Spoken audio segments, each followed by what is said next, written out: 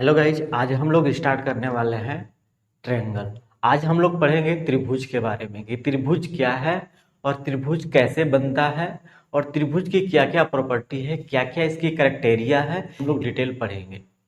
तो फिर हम लोग क्लास को स्टार्ट करते हैं। देखिए, जो भी नोट्स पॉइंट है मैंने ऑलरेडी पहले से लिख दिया है इस पे। मैं सिर्फ आपको अभी समझाऊंगा। मैंने लिखने के पीछे रीजन मेरा ये था कि वीडियो ज़्यादा लंबा ना हो। मैं फिर एक एक पॉइंट को लिखूं उस समय बताने के बाद तो वीडियो बहुत लंबा हो जाएगा। इसलिए मैंने वीडियो लंबा ना हो, इसकी वजह से मैंने जो भी पॉइंट था मैंने पहले लिख लिया है इस पे। ठीक है। अब हम स्टार्ट करते हैं। हम एक एक पॉइंट, जो भी पॉइंट इस पे लिखे हैं, सभी पॉइंट को पहले आपको बता लूंगा, उसके बाद आप इसका स्क्रीनशॉट ले लीजिएगा। ठीक है, फिर क्लास को स्टार्ट करें हम लोग। चलिए, ठीक है। सबसे बड़ी बात है कि सबसे पहले इसका डिफिनेशन हम जानते हैं कि त्रिभुज किसे कहते हैं। त्रिभुज क्या होता है, पहले इसके बारे में हम लोग जाने। त्रिभुज तीन भुजाओं से घिरी हुई आकृति होती है, जिसे हम क्या कहते हैं, त्रिभुज कहते हैं। मान लीजिए ये तीन मार्कर हमारे पास हैं। ये तीन को अगर हम लाइन माने, रेखा माने, ये तीनों रेखाएं एक दूसरे से बंद हो जाए, मिल जाए। देखिए, एक दूसरे से बंद हुई ना, तो ये हमारा क्या बना, त्रिभुज बना।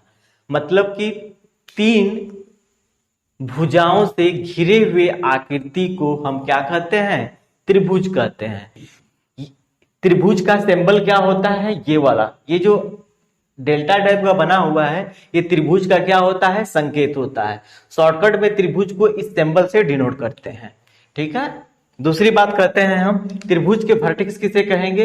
ए बी सी को त्रिभुज का क्या कहेंगे हम, वर्टेक्स कहेंगे, मतलब कि हम शीर्ष कहेंगे। एबीसी क्या होगा, तो त्रिभुज का शीर्ष कहलाएगा। ठीक। आगे मैं बात करता हूं, आपसे मैं बोलूं कि इसकी साइड कौन सी होगी, तो ए बी, बी सी और ए सी इस त्रिभुज की क्या होगी, साइड होगी। तो आपसे कोई भी पूछ सकता है कि त्रिभुज के कितने वर्टेक्स होते हैं, तो तीन वर्टेक्स होते हैं। त्रिभुज के कितने वर्टेक्स होते हैं, तो तीन वर्टेक्स होते हैं। और त्रिभुज की भुजाएं कितनी होती हैं, तो तीन होती हैं। कौन कौन, ए बी, बी सी, ए सी। मैंने शॉर्टकट में लिखा है, देख लीजिए। त्रिभुज की भुजा ए बी, बी सी, ए सी। संकेत में इसको हमें शॉर्टकट में लिख सकते हैं। अगर ये एंगल ए है तो इसके सामने के साइड को स्मॉल ए से डिनोट करेंगे। ये एंगल बी है तो इसके सामने के साइड को स्मॉल बी से डिनोट करेंगे हम। इसके सामने की साइड को क्या करेंगे हम, स्मॉल बी से डिनोट करेंगे। ठीक। और ये एंगल सी है तो इसके सामने की साइड को स्मॉल सी से डिनोट करेंगे। क्लियर हुआ यहां तक, बहुत अच्छा। इसमें देखिए, इसमें तीन कोण बनते हैं। तीन कोण बनते हैं, कौन कौन, एंगल जो बी है, एंगल जो सी है और एंगल जो ए है, ये हमारे अंतः कोण कहलाते हैं। कौन सा कोण कहलाएंगे, अंतः कोण, जिसे हम इंग्लिश में इंटीरियर एंगल कहते हैं। तो एंगल ए, एंगल बी और एंगल सी क्या कहलाएंगे, हमारे इंटीरियर एंगल कहलाएंगे। दूसरी बात, इसके एक्सटेरियर एंगल भी होते हैं, बाह्य कोण जिसे कहा जाता है। इंटीरियर, अच्छा, सबसे बड़ी बात आती है कि इंटीरियर एंगल कोण किसे कहेंगे, त्रिभुज के अंदर जो कोण बनता है उसे हम क्या कहते हैं, इंटीरियर एंगल कोण कहते हैं। मतलब कि अंतः कोण कहते हैं। त्रिभुज के अंदर, त्रिभुज के अंदर ये जो कोण बना है ना, ये जो कोण और ये जो कोण बना है, ये मेरा इंटीरियर एंगल कहलाएगा। समझ में आ गया बात। मतलब कि ये एंगल और ये एंगल क्या कहलाएंगे, अंतः कोण कहलाएंगे। तो सबसे बड़ी बात आती है कि अंतः कोण किसे कहेंगे, तो त्रिभुज के अंदर बनने वाले कोण को क्या कहते हैं, हम अंतः कोण कहते हैं। आप चाहो तो यहां पे लिख लो इसका डिफिनेशन, आप चाहो तो लिख लो। त्रिभुज के अंदर बनने वाले कोण, आप लिख सकते हो, त्रिभुज के अंदर अंदर बनने वाले कोण, बनने वाले कोण को अंतःकोण कहते हैं। अंतःकोण कहते हैं। बात समझ में आ गया? त्रिभुज के अंदर जो कोण बनता है उसे क्या कहेंगे हम? अंतःकोण कहेंगे। ठीक है, अब बात आता है कि बाह्य कोण किसे कहेंगे? बाह्य कोण उसे कहते हैं जो त्रिभुज के बढ़ी हुई भुजा को, देखिए त्रिभुज के जो शीर्ष है, ठीक है ध्यान से देखिएगा, त्रिभुज के 3 शीर्ष है, ये तीनों शीर्षों को यदि हम आगे बढ़ाएं तो इसके जो बाहर एंगल बनता है वो हमारा क्या कहलाता है? बाह्य कोण कहलाते हैं, यानी बहिष्ठ कोण कहलाते हैं। क्या कहलाते हैं? बहिष्ठ कोण कहलाते हैं। तो त्रिभुज के बाहर बनने वाले कोण को क्या कहेंगे हम? बहिष्ठ कोण कहेंगे। तो कोण आप चाहो तो यहां लिख सकते हो, त्रिभुज के बाहर बनने वाले कोण, आप यहां चाहो तो लिख लो, इसको भी लिख सकते हो।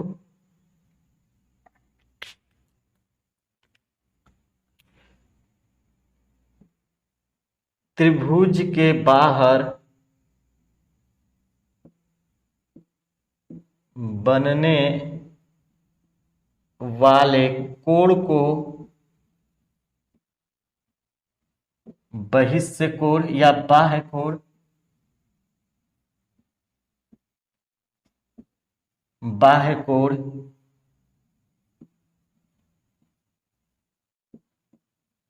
कहते हैं। त्रिभुज के बाहर जो कोण बनता है उसे हम क्या कहते हैं? बाह्य कोण कहते हैं। त्रिभुज के अंदर जो कोण बनता है उसे क्या कहते हैं? अंतःकोण कहते हैं। तो त्रिभुज में 3 अंतःकोण होता है और त्रिभुज में 3 बाह्य कोण होता है। त्रिभुज में 3 भुजाएं होती हैं और त्रिभुज में 3 वर्टेक्स होते हैं। बात क्लियर आ गया? चलिए अब हम लोग बात करते हैं, कुछ इसकी प्रॉपर्टी है। ये ऊपर वाले पॉइंट कुछ इसकी प्रॉपर्टी होती है। क्या होती है कि कोई भी त्रिभुज तभी बन सकता है, ठीक है, जो इन तीनों नियमों में से किसी एक को भी फॉलो करता है तो त्रिभुज का निर्माण संभव है। जैसे पहला नोट है कि 2 भुजाओं का योग तीसरी भुजा से क्या होता है? बड़ा होता है। अगर कोई त्रिभुज दिया हुआ है उसमें 2 भुजाओं का योग यदि तीसरी भुजा से बड़ा नहीं है तो वह त्रिभुज बनना संभव नहीं है। इसलिए पहली क्राइटेरिया क्लियर हो गया। दूसरी क्राइटेरिया कह रहा है कि 2 भुजाओं का अंतर तीसरी भुजा से क्या होता है? हमेशा छोटा होता है। ठीक है, आगे बढ़ते हैं। बड़ी भुजा के सामने का कोण बड़ा तथा छोटी भुजा के सामने का कोण क्या होता है? छोटा होता है। अगर मान लीजिए कि एंगल बी सबसे बड़ा है, एंगल ए और बी और सी में एंगल बी सबसे बड़ा है, इसके सामने की जो साइड स्मॉल बी है वो सबसे बड़ी होगी। यदि एंगल सी सबसे छोटा एंगल है तो इसके सामने की भुजा भी क्या होगी? छोटा होगा। और इसी का अपोजिट भी है, इसी का क्या होगा? अपोजिट भी है कि यदि मान लीजिए कि अगर ये सबसे बड़ी भुजा है, इसके सामने का एंगल भी क्या होगा? बड़ा होगा। अगर ये सबसे छोटी भुजा है तो इसके सामने का कोण भी क्या होगा? छोटा होगा। यहां तक तो मुझे नहीं लगता कि किसी को डाउट होना चाहिए। फिर हम आगे बढ़ें। आप इसका एक बार स्क्रीनशॉट लीजिए, स्क्रीनशॉट लीजिए, फिर हम आगे बढ़ते हैं। मैं ये दूं, कहूं कि ये त्रिभुज है हमारा, ठीक है, मैं बोल दूं कि मान लीजिए ये 3 दिया है, ये 5 दिया है और ये 2 दिया है, ठीक है, तो क्या ये त्रिभुज बन सकता है? आप चेक करिए। मैंने आपको बताया है कि 2 भुजाओं का योग तीसरी भुजा से क्या होता है? बड़ा होता है। 2 भुजाओं का योग तीसरी से क्या होगा? तो बड़ा होगा। अब चेक करते हैं क्या इस नियम को ये फॉलो करता है। मैंने तो बना दिया है, आप इससे कॉपी भी तो बना दिए, लेकिन ये त्रिभुज बनना संभव है? चेक करते हैं। मान लीजिए इसमें सबसे बड़ी भुजा तो हमारी यही है, 5 है, ठीक है। मैंने क्या किया, 3 + 2 को मैंने जोड़ दिया, तो 3 2 कितना हुआ? 5। 5 क्या बड़ा है 5 से? भाई देख लीजिए, मैंने 2 भुजा को जोड़ा तो 3 2 5 हुआ। 5 क्या 5 से बड़ा है? नहीं ना। इसका मतलब तो यहाँ पे तो फ्लॉप हो गया ये, क्योंकि 5 = 5 आ गया। इसका मतलब ये वाला नियम हमारा क्या हुआ? फ्लॉप हो गया। इसका मतलब कि 3 2 5, अगर किसी भी त्रिभुज की साइड 3 2 5 है तो वो गलत है, क्योंकि वो त्रिभुज बन ही नहीं सकता है। किसी भी त्रिभुज को बनने के लिए इस नियम को फॉलो करना चाहिए। कोई जरूरी है आप कहेंगे कि सर आपने एक को जोड़ा है तो नहीं किया।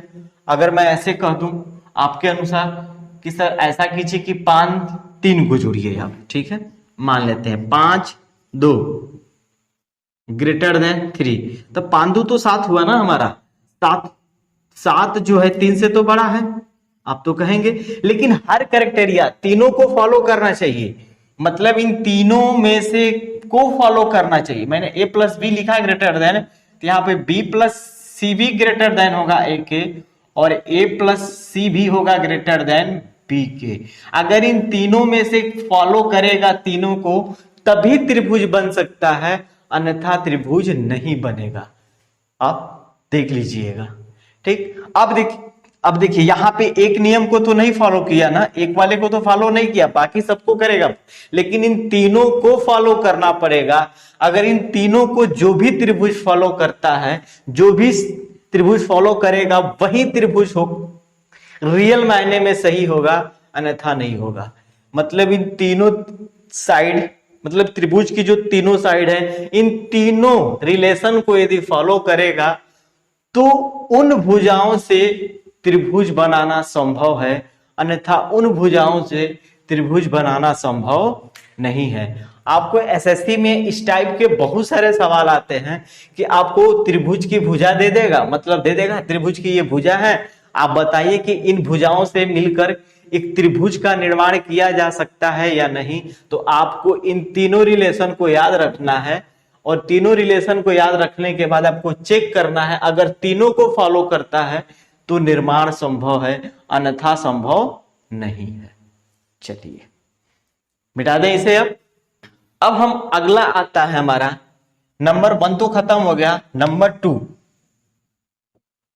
आप नोट में इसे याद रखिएगा, जो भी मैं पॉइंट लिख रहा हूं, कंसेप्ट नंबर 2 है ये, कंसेप्ट नंबर 2। कंसेप्ट नंबर 2 क्या कहता है?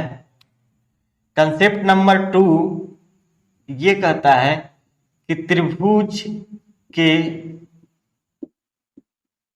तीनों कोणों का योग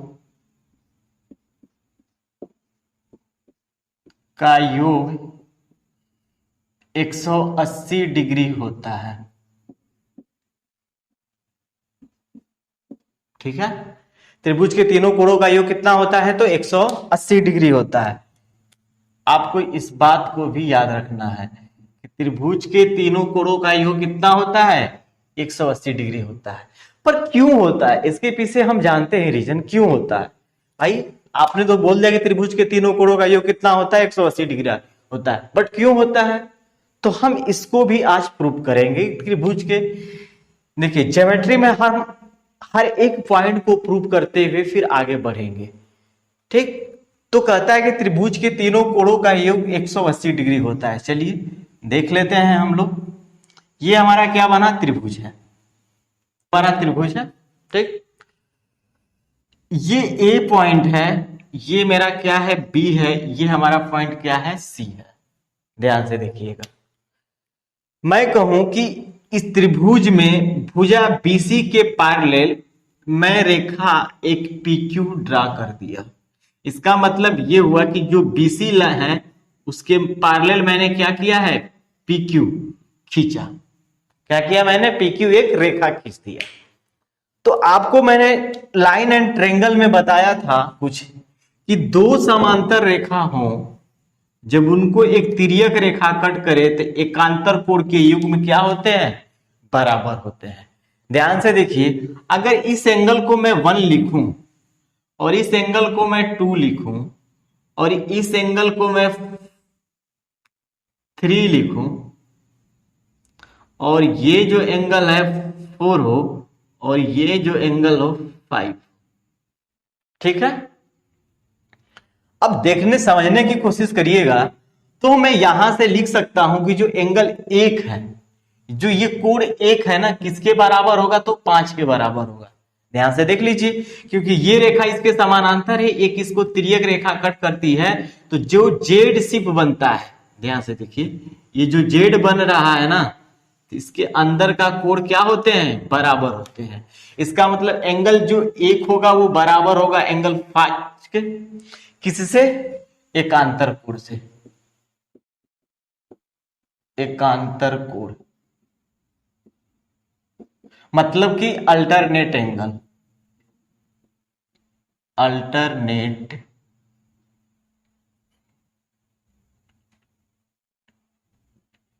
अल्टरनेट एंगल। ठीक है, बात समझ में यहां तक आ गया।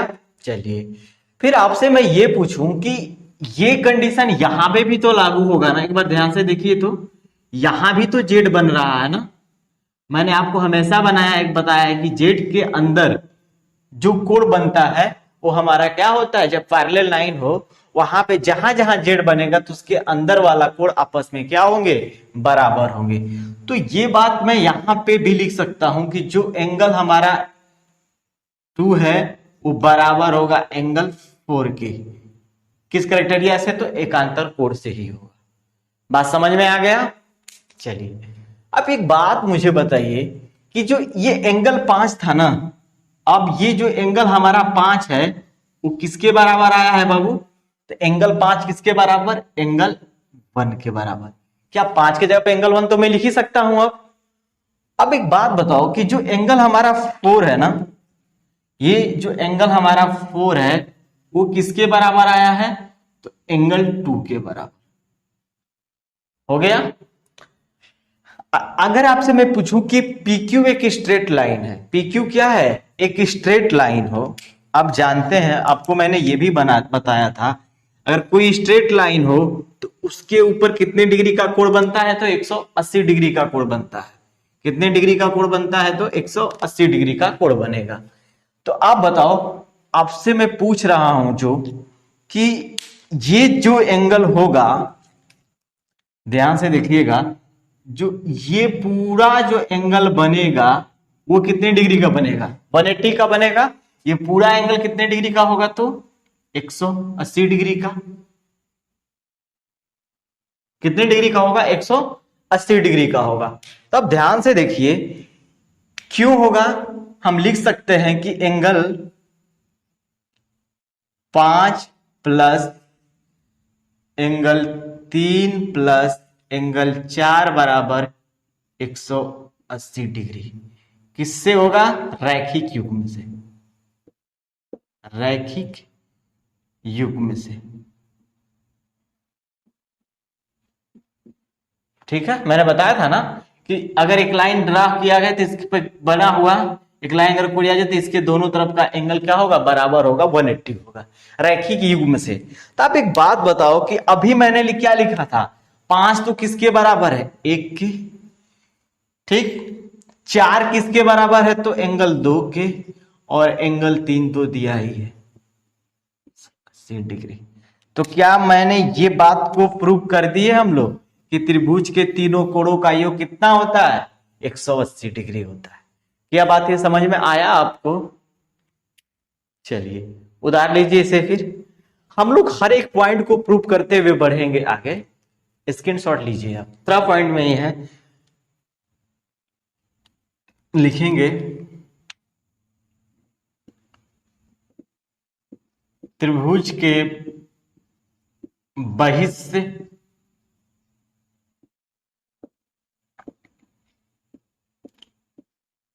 कोण का मान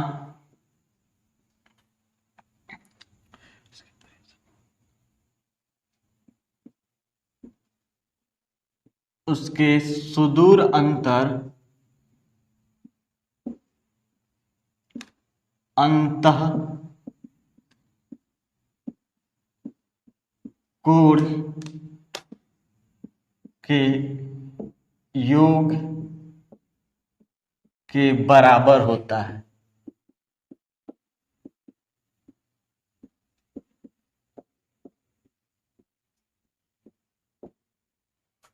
बहिष्ठ कोण का मान उसके सुदूर अंतः कोणों के योग के क्या होगा, बराबर होगा। तो हम एक बात बताइए हमको आप लोग, बहिष्ठ कोण को एक्सटीरियर एंगल बोलते हैं।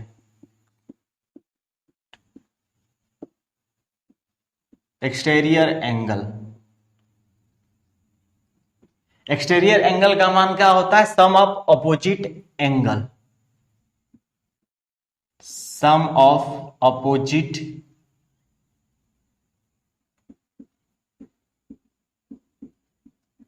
Interior angle.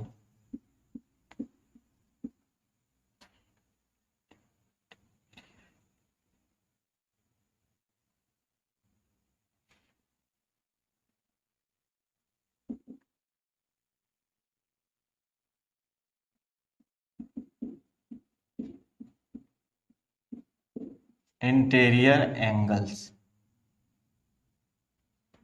ठीक है। एक्सटीरियर एंगल बराबर होता है sum of opposite interior angles.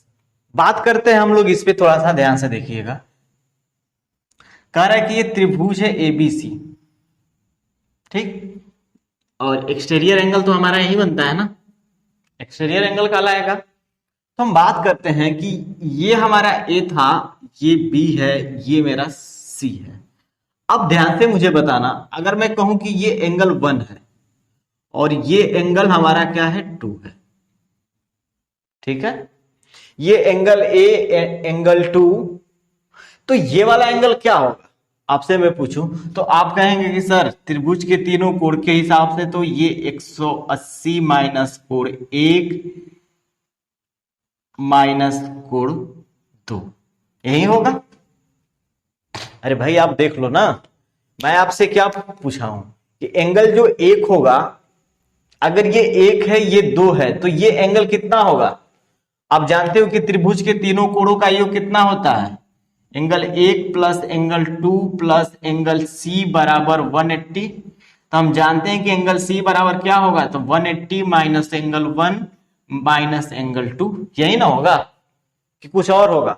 बताओ, ये होगा। और दूसरी बात आपको ये भी पढ़े हैं, रैखिक युग्म से आपको मैंने पढ़ाया है कि ये वाला जो एंगल होगा, ध्यान से देखिएगा, ये जो पूरा एंगल होगा 180 होगा, ये जो पूरा एंगल होगा 180 होगा। ध्यान से देखिए, रैखिक युग्म से क्या होगा? 180 होगा।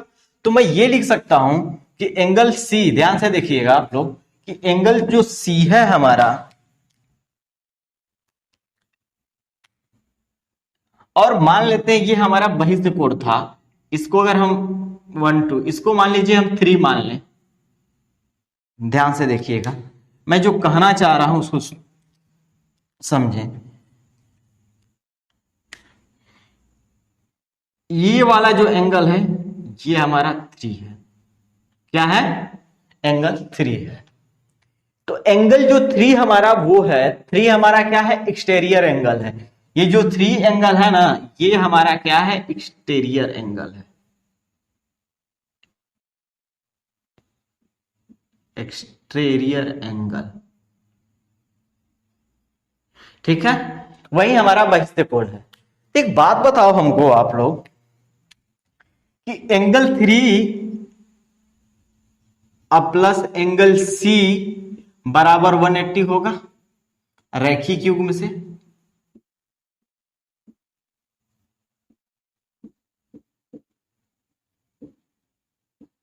यही ना हुआ रैखिक युग्म से? तो अब हमको एक बात और बताइए कि हम लिख सकते हैं एंगल 3 प्लस एंगल सी बराबर 180 डिग्री। एंगल 3 तो हमारा जस का तस है, यहां पे लिखा जाएगा, बट सी को हम क्या लिख सकते हैं? एंगल सी बराबर 180 माइनस एंगल 1 माइनस एंगल 2 बराबर 180, यही ना होगा? तो आप देखो 180 से 180 कट जाएगा, इसका मतलब कि एंगल 3 बराबर क्या मिलेगा मुझे? Angle 3 minus angle 1 minus angle 2 बराबर 0। तो बाबू मैं लिख नहीं सकता हूं कि एंगल 3 बराबर एंगल 1 प्लस एंगल 2। हमें यही ना प्रूव करना था, देख लो, यही ना बहिष्ठ कोण का मान सुदूर अंतःकोणों के योग के क्या होता है? बराबर होता है। मतलब ये पॉइंट हमें यहां पे लिखना था कि जो एंगल 3 होगा वो बराबर होगा एंगल 1 प्लस एंगल 2 के, यही हमारा एक्सटीरियर एंगल कहता है। आप चाहो तो इसको लिख सकते हो, ये इंग्लिश में पॉइंट है और ये हिंदी है, इसका पॉइंट जो है आपके सामने है। तो देखिए हम लोग एक एक पॉइंट को प्रूव करते हुए चलेंगे। आप इसे उतार लीजिए। फिर देखिए इसमें बहुत प्यारा सा कंसेप्ट है जो आपको मैं बताने वाला हूं अभी, आप इसको नोट कर लीजिए।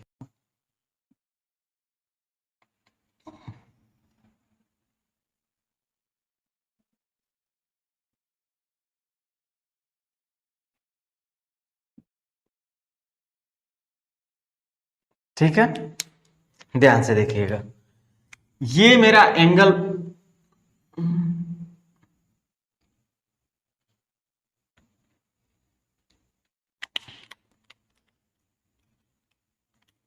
ये मेरा एंगल 1 है, ये 2 है, ये 3 है। ठीक है, ये 1 2 ये 3 है, कोई दिक्कत नहीं है। अब हम बात करते हैं, ये जो हमारा है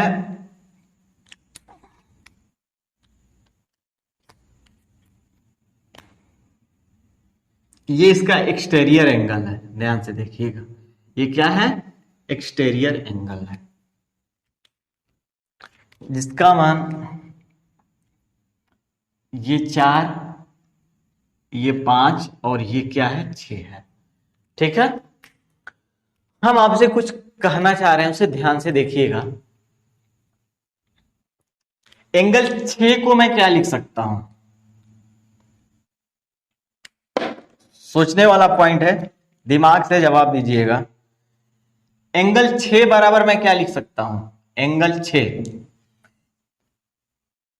बहिस्थ ही कहता है ना, इसके अपोजिट में जो अंतः कोण है उसके योग के बराबर।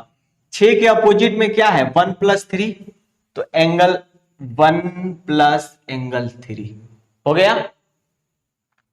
कुछ रिजल्ट में निकालना चाह रहा हूं, एंगल 1 प्लस एंगल 3। एंगल 4 की मैं बात करूं, एंगल 4 बराबर क्या होगा? इसके अपोजिट में कौन एंगल है? 1 और 2 है ना, तो मैं लिख सकता हूं एंगल 1 प्लस एंगल 2। ध्यान से देखिएगा। एंगल 5, एंगल 5, एंगल 5 के अपोजिट में कौन एंगल है? 2 और 3 है, एंगल 2 और 3। मैं सभी को क्या करूं? ऐड कर दूं। ये फर्स्ट, ये सेकेंड इक्वेशन, ये थर्ड इक्वेशन है। मैं तीनों इक्वेशन को क्या किया? ऐड किया। तो ध्यान से देखिए, यहां पे लिख सकते हैं कोण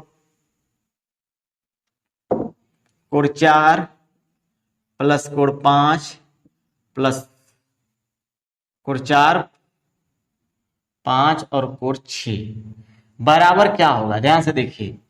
1 कितने बार है? 2 बार है, 2 एंगल 1। 2 कितने बार है? 2 बार है, तो 2 एंगल 2। 3 कितने बार है? तो 3 बार है, तो अरे 2 बार है, तो कितना हो जाएगा? 3। अब यहां से मैं 2 कॉमन ले लूं तो क्या बचेगा? एंगल 1 प्लस एंगल 2 प्लस एंगल 3। आप जानते हैं कि त्रिभुज के तीनों कोणों का योग कितना होता है? तो 180। इसका मतलब कितना हो गया? 360। तो मेरा रिजल्ट ये निकला कि angle 4 plus angle 5 plus angle 6 बराबर कितना आ गया? 360 डिग्री।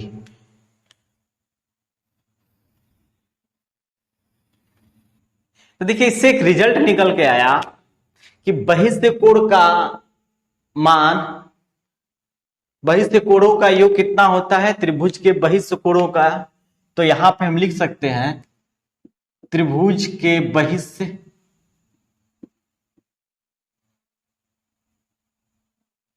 त्रिभुज के तीनों त्रिभुज के तीनों बहिस्थ कोणों का योग, बहिस्थ कोणों का योग 360 डिग्री होता है।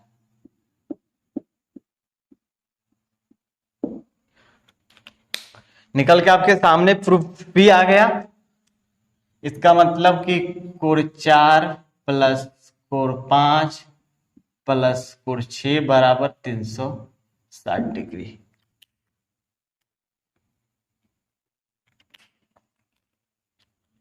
तो ये बात आप याद कर लीजिए। देखिए एक एक पॉइंट को मैंने प्रूव कराते हुए जा रहे हैं, आपको ऐसा कुछ नहीं लगेगा कि सर आपने क्या किया, लिखा दिया बस। एक बार एक एक कंसेप्ट को समझ लेंगे हम लोग ना, तब इस पे प्रॉब्लम बनाने में आसानी होगी। और एक बार जब आप इसको प्रूव कर लेंगे ना, तो फिर कोई दिक्कत नहीं होगा आपको।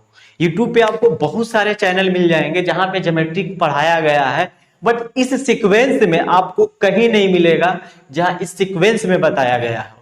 अगर आपको वीडियो अच्छा लगता है तो इसे आप लोग लाइक शेयर जरूर करें, ठीक है। तो गाइस अगर आपको वीडियो अच्छा लगता है तो इसे लाइक शेयर जरूर करें और चैनल को सब्सक्राइब करना ना भूलें। और हम लोग आज की क्लास यहीं तक रखते हैं और कल फिर इसे हम लोग आगे स्टार्ट करेंगे और मिलते हैं फिर नेक्स्ट क्लास में। Thank you guys, bye bye.